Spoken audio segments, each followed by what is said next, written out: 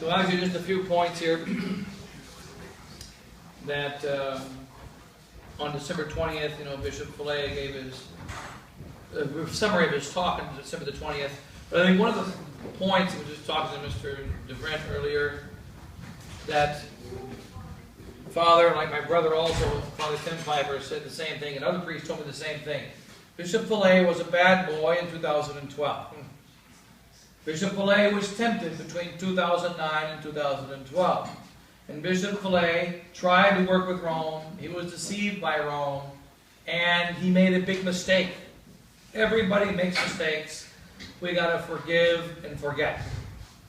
So that's kind of been one of the defenses of Bishop Fillet from the conservative element in the Society of St. Pius X. Father de Cacre told me a somewhat similar thing, but then he contradicted it shortly afterwards when I talked to Father de Cacre in April of 2013.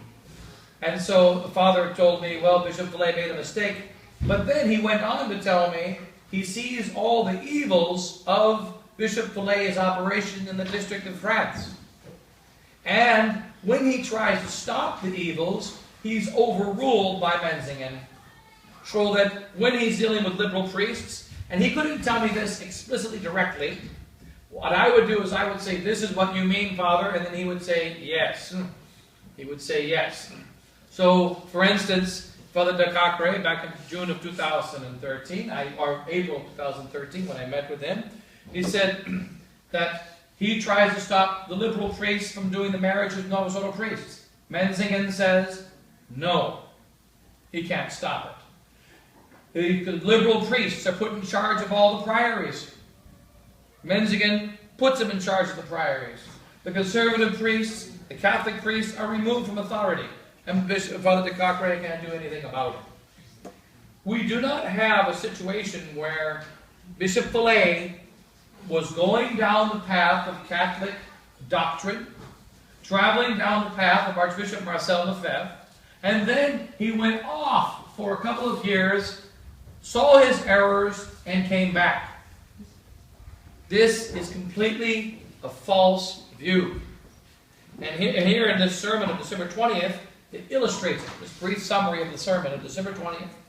In Loreja, just 5 or 6 days ago, the ordinations done in Loreja in Argentina. Remember, this is their summertime in South America. This is the time that they do the ordinations. And Father Bishop Fillet, as a brief summary of the sermon in Loreja, he recalled that in the audience of August 29, 2005, Benedict XVI scolded him, saying, "You behave as vague clerics leaning on a subjective state of necessity." And so it's very important to note a couple of points about Benedict XVI. One, you, Bishop Fillet, and the SSPX are standing on a false, vague, subjective state of necessity. Archbishop Lefebvre and all traditional priests, not just Archbishop Lefebvre, all recognize that we are in an objective, real, clear, true state of necessity. It's not vague, it's not subjective. But Pope Benedict XVI told Bishop Fillet, this is Bishop Fillet relating this. Bishop Fillet speaking. When I, Bishop Fillet, met with Pope Benedict XVI, he said this, that we are in a false, we are behaving as vague clerics leaning on a subjective state of necessity. You do not realize the canonical irregularity that you represent. For you to recognize as Catholics should solve problems. For you to be recognized as Catholics should solve problems, or at least you should try solving them. And Bishop Fillet said, he responded, "Holy Father, you are right." Oh. That's August 2005. Holy Father, you are right. Holy Father, you are right when you say that we have a subjective state of necessity and not a real state of necessity. So he doesn't even believe in the basic reasons why he became a Catholic priest of tradition. And why on earth did he allow himself to be consecrated a bishop against the will of the Holy Father on June 30th, 88? Why did he allow that if he thinks like this?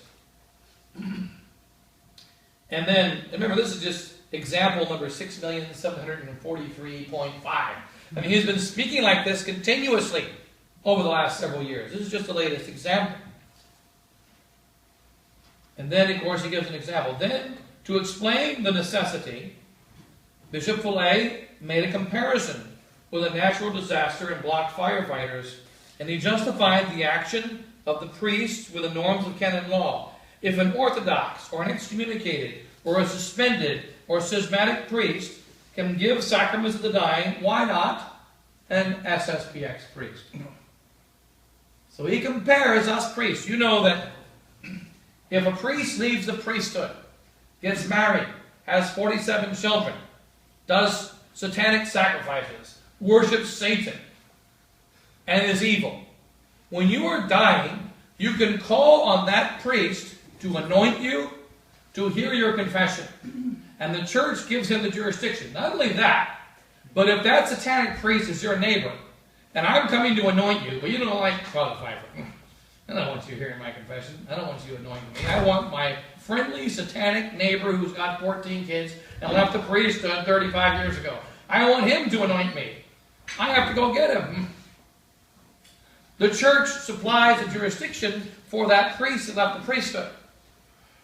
Now, Bishop Fillet says, just like the church supplies a jurisdiction for a priest that left the priesthood, went and worshipped Satan, became a schismatic and evil, so the SSPX is the same kind of priest. Our jurisdiction does not come because we're evil and somebody is dying. Our jurisdiction comes from the fact that the church, the modern church, has turned evil. Not we turned evil. The modern church turned evil. And the faithful need the true sacraments with the true faith in order to save their souls. And therefore, any true priest has the jurisdiction supplied by the church because of the grave state of necessity, since the local bishop is a stinking heretic who is leading souls to hell. It isn't that complicated. Therefore, we have the jurisdiction by our fidelity. And it's a very significant example, because what Bishop Fillet says, we have jurisdiction in our infidelity, not fidelity, and by common error.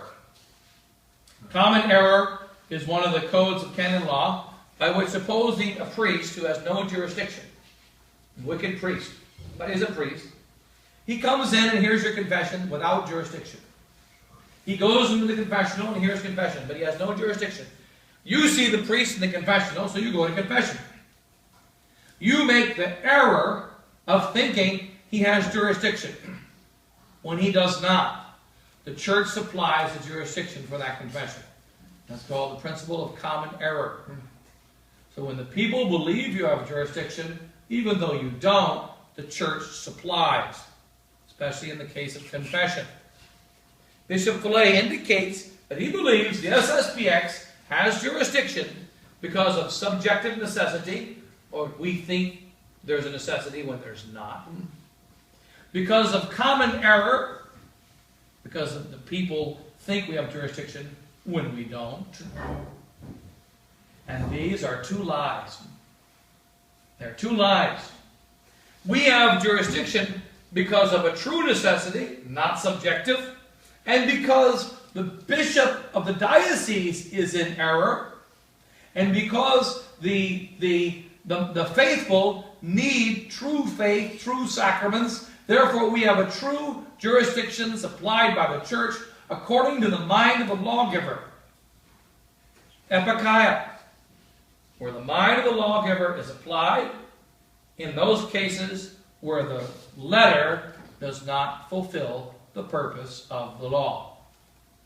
So, if your uncle is dying, or your father-in-law is dying, and he needs to get to the hospital in the next 10 minutes, and it's 2 o'clock in the morning, and it's a 15-mile-an-hour speed zone. No, we don't want to speed. That wouldn't be safe. So I'm going 3 miles an hour because I don't want to speed. Is he dead yet? So you drive 3 miles an hour, and sure enough, he dies before you get to the hospital. I didn't want to break the speed limit. You can be arrested, and you can be thrown in prison. Why?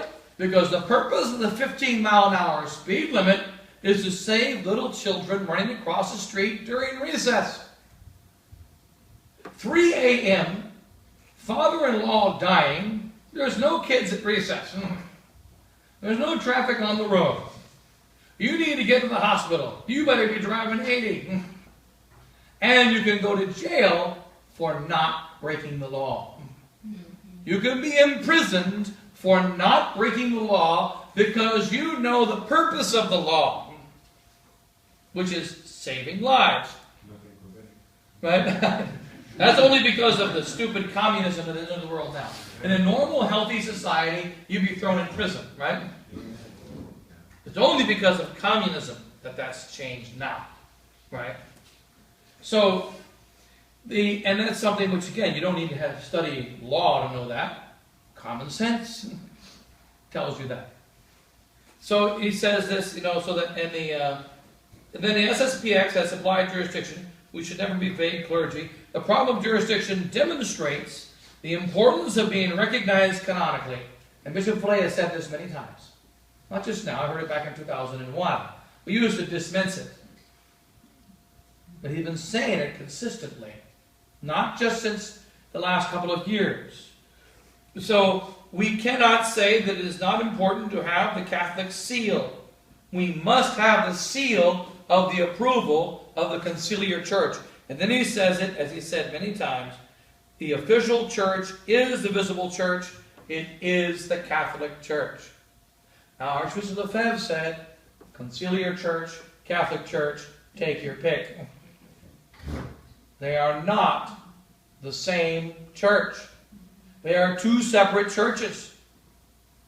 But Bishop Flay says it's the same church. And Father Kramer concludes it. He says we must conclude the sentence. There's conciliar church, the Catholic Church. There's only one church, and it's the conciliar church.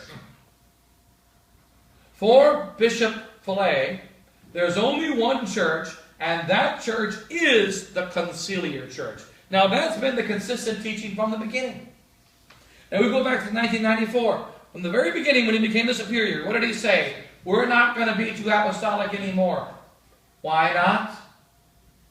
Because we don't have jurisdiction. He couldn't stop the spread of the society, but since 94, our spread has been almost zilch. Almost zero. Look at Canada. How many new priories since 94? France, new chapels since 94? Zero.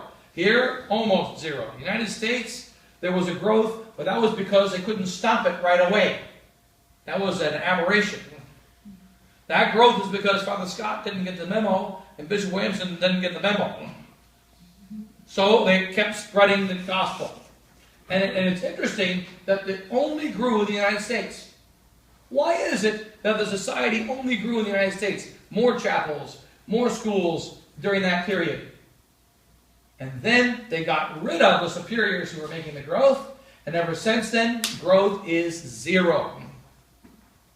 It is not a matter of changes. Father Norman established all the chapels in Canada 100 years ago.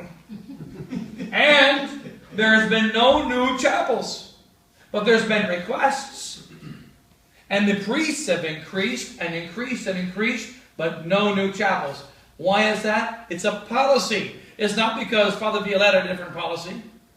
It's the same in Australia. It's the same in France. It's the same in Asia. It's the same here. It's the same in Africa. Like Father Pinot was telling me that they complained, the governor, or whoever the boss was in Gabon, in whatever town they're in, said Libreville, wherever they are. They said, you guys came here in 1985. And on the same street, apparently some Baptists came in 1990 or something. He says, you know, the Baptists got 12 different missions now. You guys, what are you doing at the end of that street? They actually came and said, you know, we can visit the end of the street because you've been at the end of the street for 30 years now. We want to know what's going on down there. Because you haven't grown at all for 30 years. Or 25 years at that time. And what happened? The Protestants moved in. They had a smaller group than you had. They came in and set up. Now there's another Protestant group. And they keep going out and building new missions and doing things. And you haven't. What's going on? What are you doing at the end of that street? Besides flying in fresh frog food every week. Right? You know that's what they do. They fly in fresh food every week. Now this is not because it's a policy in Gabon. It's not because it's a policy in Canada. Because it's a policy in Germany. Because it's a policy. It's a universal policy run from above. When the same thing happens in every country, it's not because the superiors of the country said some kind of mental ESP, mental telepathy with each other. It's because they're following a new direction. They're following what's commanded from above. So that when priests started doing weddings with Novus Ordo priests at the wedding, which they do many times in France, one of which was Father Chazelle's nephew, or niece, so he couldn't do his own wedding of his own niece because I'm not going to do a wedding with a Novus Ordo priest. He refused to do a wedding with a Novus Ordo priest. So he came to the reception, but he didn't do the wedding of his own niece. Because Novus Ordo priests, conservative of course, did the wedding.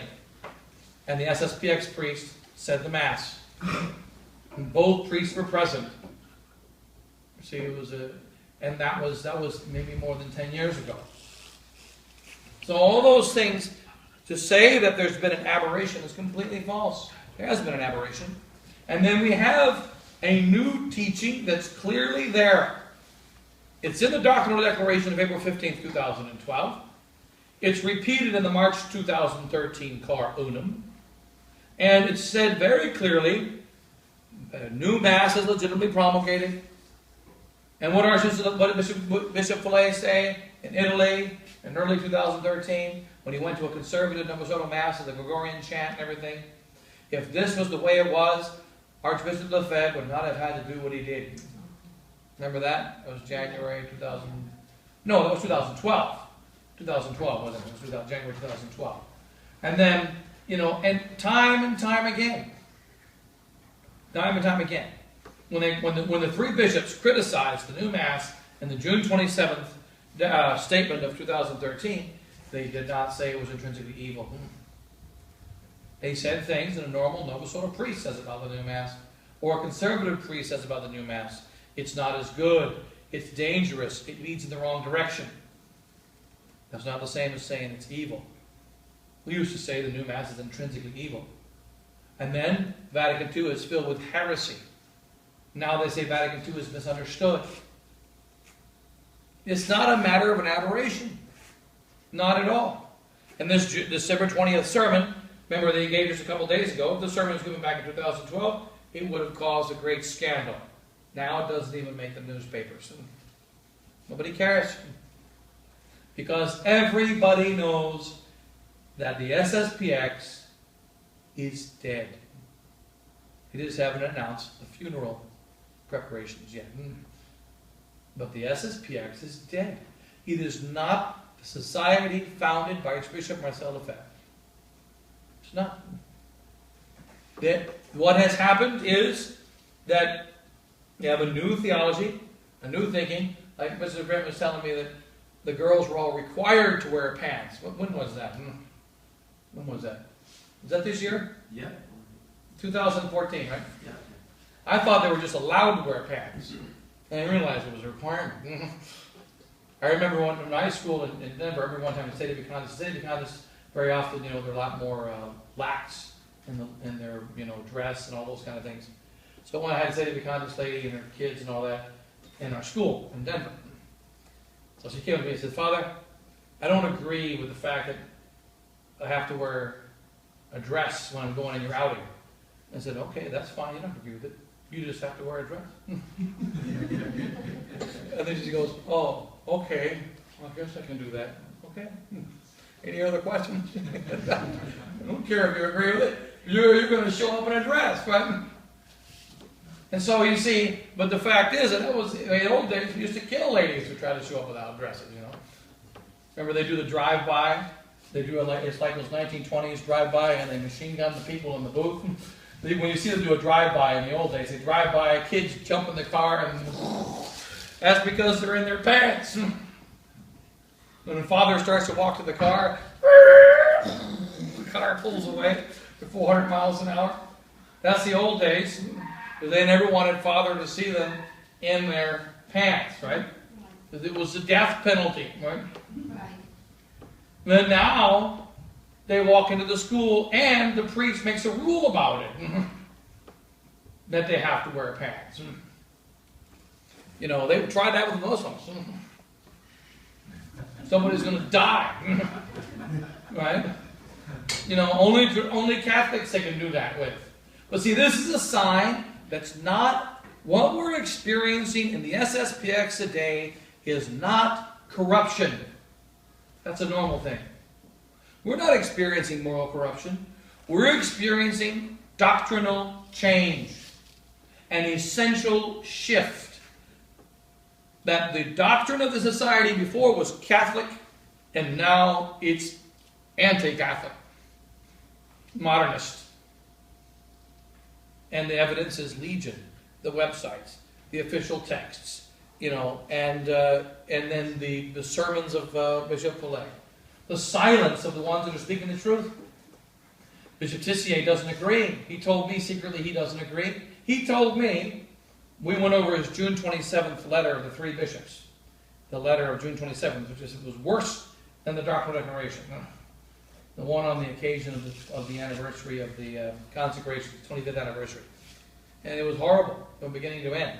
And we went through each point of it. Myself and Father Hugo with Father Bishop Tissier in Chicago. We went through point. And Bishop Tissier agreed with every single point.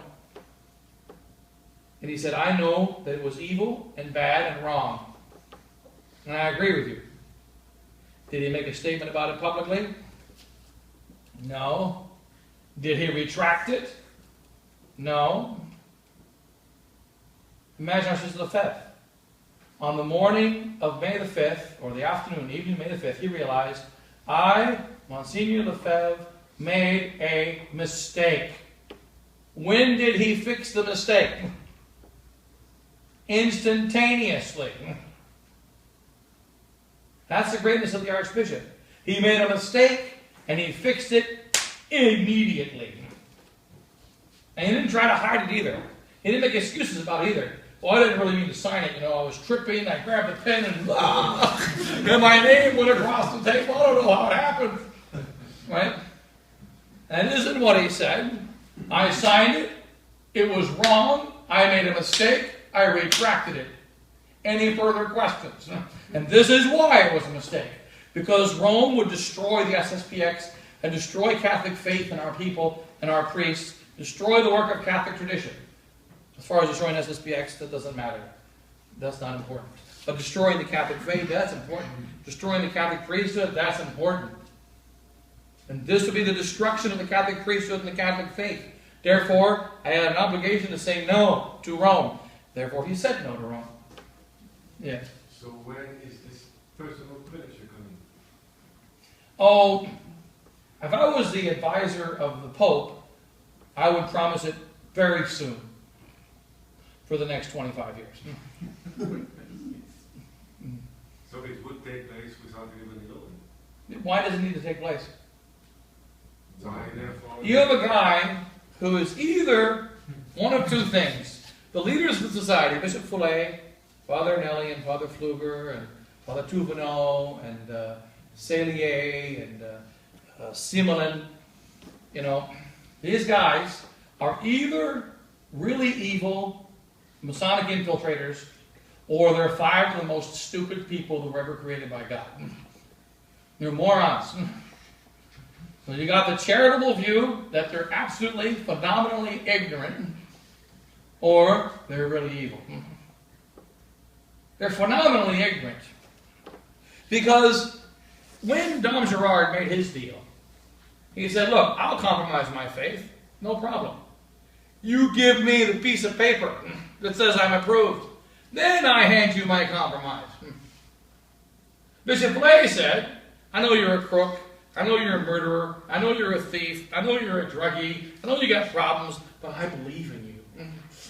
And I am going to give you all my money, all I have, and I want you to bring back the title to the property tomorrow. Promise? Why?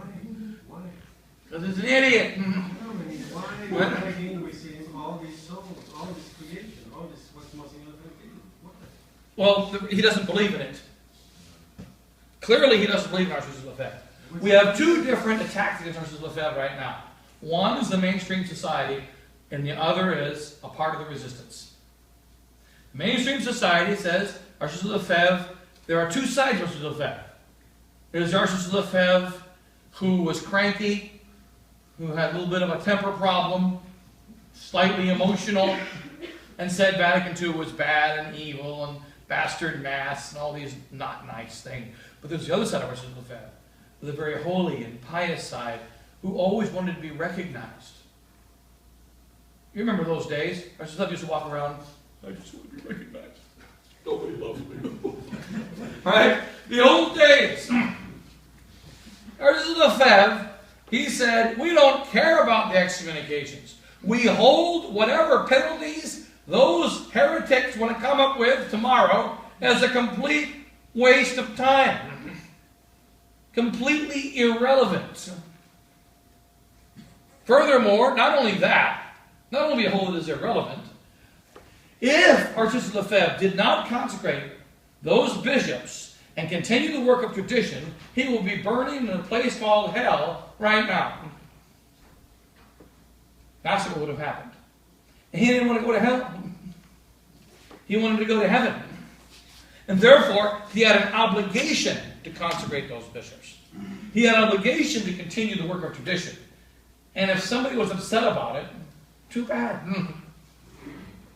That was the attitude of the Archbishop. And it wasn't an emotional attitude. It was an attitude of a Catholic who cares about the Holy Roman Catholic faith and wants to spread it. This is not the attitude of the bishops that he consecrated.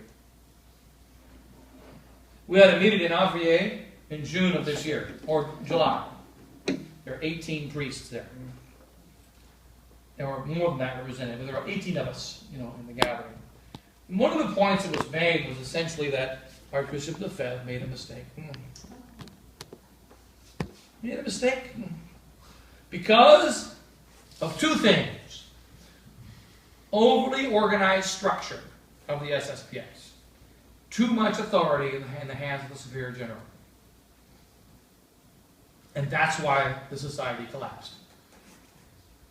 So they say the society collapsed because there was too much authority put into the hands of the Superior General. So then I made my objection. I said, that's ridiculous. No, that's bull honking. Now why is that?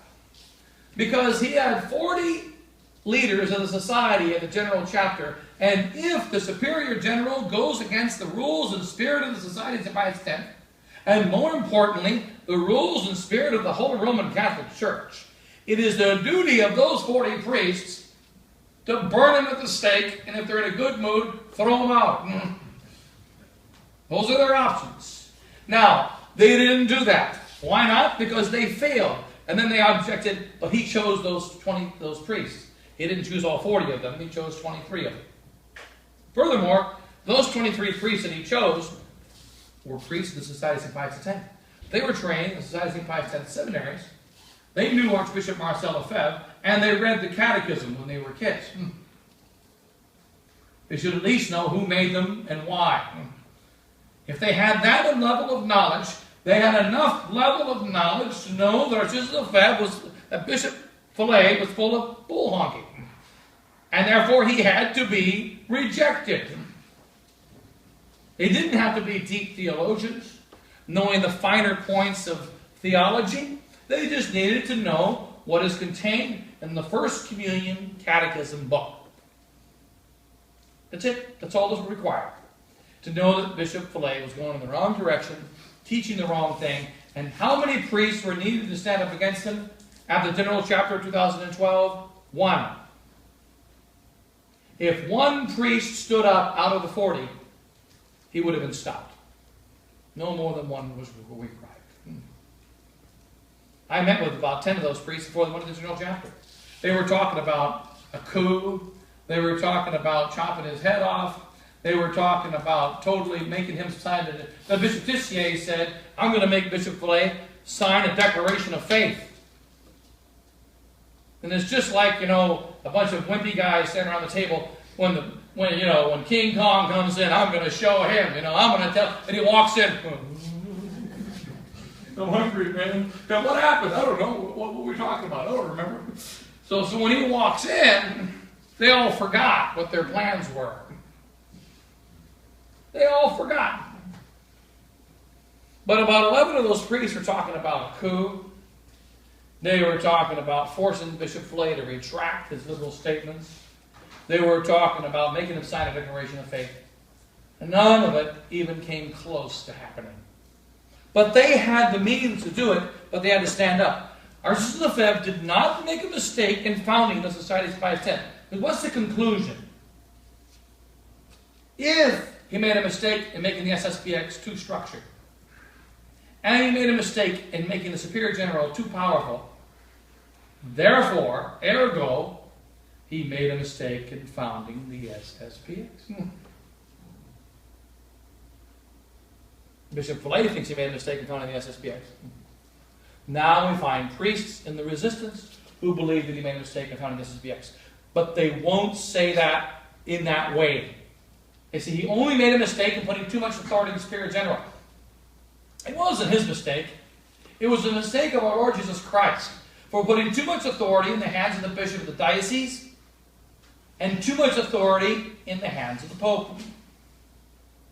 Knowing that there will be wicked bishops and wicked popes down the last 2,000 years who would use their authority to bring souls away from Christ, which is exactly what they did. But God made the church a hierarchical society with a very high authority in the bishop, who has no one over him except for the Pope, and in the Pope.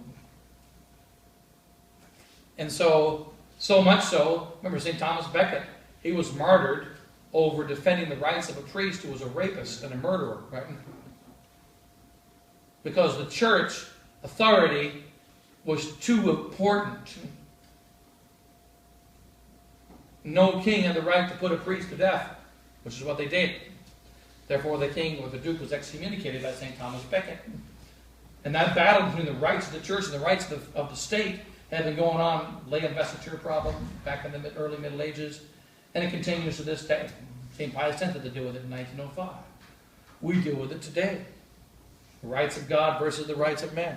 So the false rights. So Archbishop Lefebvre didn't make a mistake. We have to continue the work of the Archbishop. There's no option. No option. That's why we have to have a seminary. We have to have missions. And it's wise that they're independent, like this one. Like I see it in Kentucky, where the chapel's been there for 40 years. Many of the people in the parish, they come there because, that's where they go to Mass. I mean, they like the resistance and everything, but they don't quite. That's where they go to Mass, They don't fully understand. So we have to have independent missions where you go to this hotel room, you go to that Mr. So-and-so's house because of the faith. That was part of the vision of Archbishop Lefebvre in 1964 or 62, whenever he had the Descartes, the vision that he had. That there must be an independent seminary, an independent chapel, and so on. And so, but in any case, it's just the latest baloney, that's going on. Meanwhile, we have to continue the work. We have no choice but to continue the work. But I'll close it at that. Anybody else? Yes. Who will ordain you, please? I don't know. Question is, I don't know. Bishop Williamson is not making any commitments, right? So I don't know. And but I think that one of the challenges is that we have to have. I think what Our Lady is asking right now is a true act of faith. When are you going to get your next Mass? You don't know, and I don't know. Now more people are calling for the Mass. We don't know when the next Mass is going to be. You know, we're trying to get a new way of doing it. Like this weekend, I'll be covering 9, 10 places, I forget, between Christmas and Monday. But that's exceptional because of the way the circuit works. I've done a couple last weekend I covered 9 places. Or 2 weekends ago, whenever it was, 9 places. And we can't always do that. But now we've got more and more people calling. And the priests who come to help, for a short time, they disappear. And our Sister had to deal with that back in 1970. Priests came and helped, they disappeared. You know, it took a while to stabilize. But I think what Our Lady is asking right now is, are you ready to stand for the faith without security? Without backing? Who's ready to stand for the truth without security? That's what's demanded right now. My experience in the past has been, whenever something is needed, it always shows up at precisely the last minute and never 1 second before. I never experienced anything different until doing the priest. Time and time again. Even when we were doing construction, I needed a guy. I remember I needed a concrete guy one time. I need a stupid concrete guy. I mean, this idiot, any moron can do concrete. Can find a concrete guy, you know. And so but I needed a guy who could do good concrete work. I didn't have any money, etc. We were doing construction, and then some hippie showed up. What can you do? All I can do is concrete, man. Pretty useless. Well, that's exactly what I need. Get to work. Another time, I needed an artist. We needed somebody to do specialty artwork and paint. And so the church St. Isidore's is open. I always leave it open 24 hours. And I came walking into the church, and there was a guy I never saw before. I said, "What are you doing here?" He goes, "I'm not Catholic." I goes, "Okay, well, that's nice. What are you doing here?" He goes, "Well, you know, I just visit this church because I think it's a pretty church. I like to come here and pray sometimes." I goes, "Okay, well, that's good. Well, what do you do for a living?" "Well, I'm a what do you call it, a restoration artist." Restoration artist. "Well, I'm going to Kansas City next week. You want to go along?" "We're leaving on Wednesday." "You're working right now?" He goes, "Oh, between jobs. I go, get your butt in the vehicle." So we went 24 hours. We picked up an altar. He totally fixed it. We brought it in, installed it, and he did different work for me for several years. He was actually baptized Catholic as a child. He came back to the faith. But I needed a helper, and I walked into the church one day, and there was a guy who says he wasn't Catholic. He was Catholic earlier, but he wasn't really. He came back to the faith. And that was the time. And I've seen that happen so many times. I mean, continuously. So I just think that we just have to continue and then let God provide at whatever moment. Generally, it's the last moment. I've never seen anything different.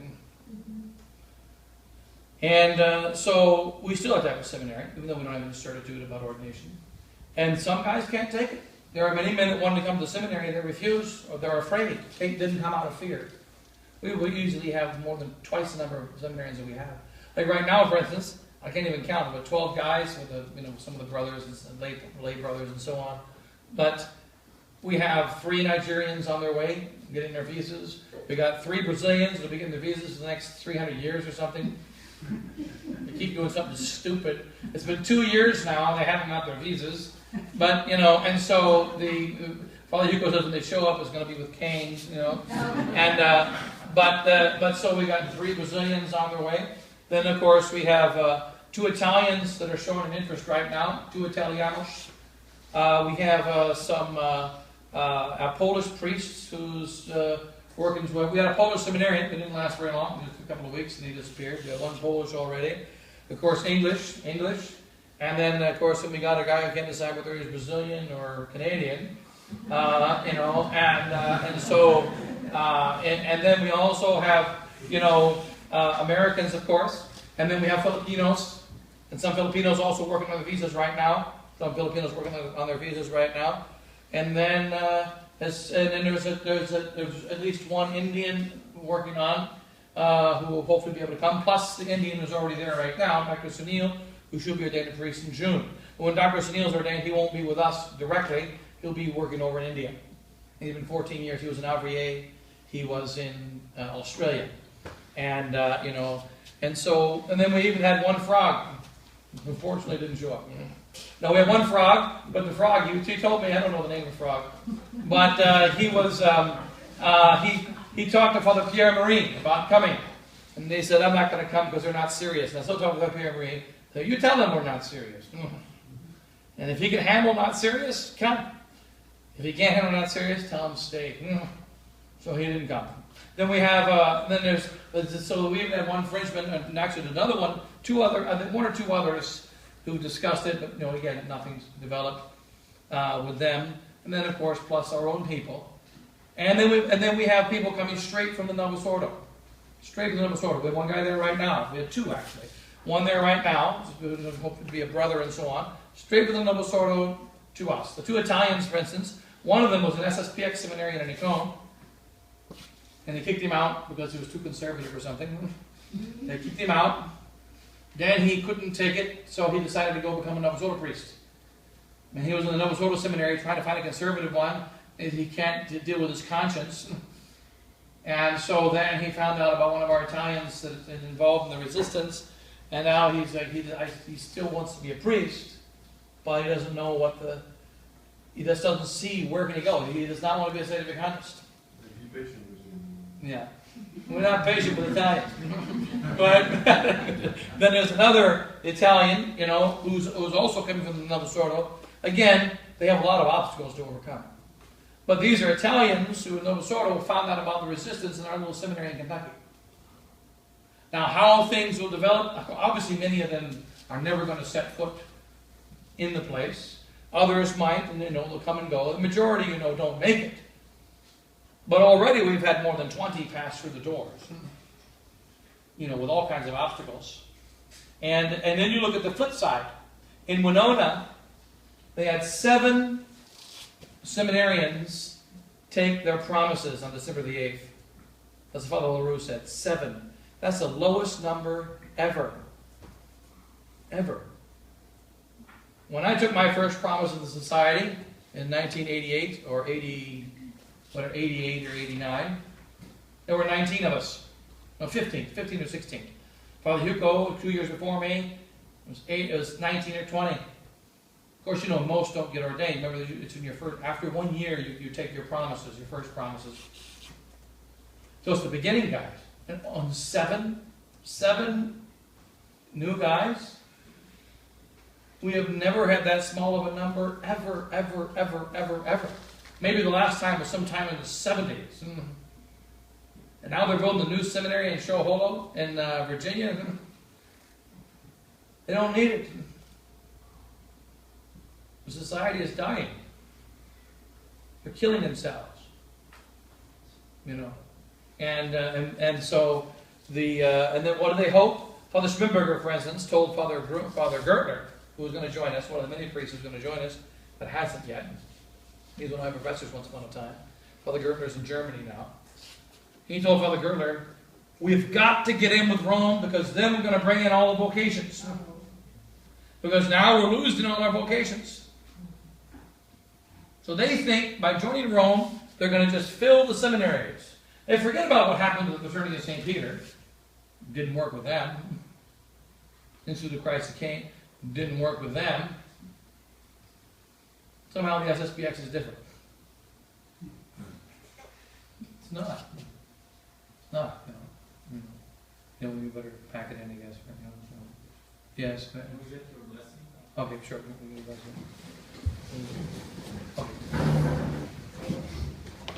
Benedictio Dei omnipotentis, Patris, Filii, et Spiritus Sancti, Descendit super vos, et manet semper. Amen. And happy Christmas, and Feast of St. Stephen.